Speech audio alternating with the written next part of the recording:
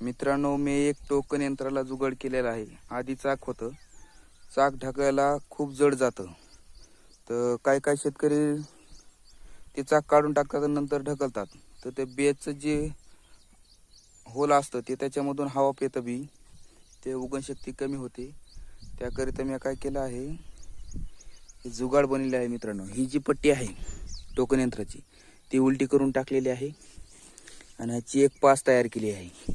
आपली छोटीशी एक पाळी बी होती आणि साप बी चांगलं होतं मित्रांनो. त्याचा एक डेमो करून दाखवतो तुम्हाला मी.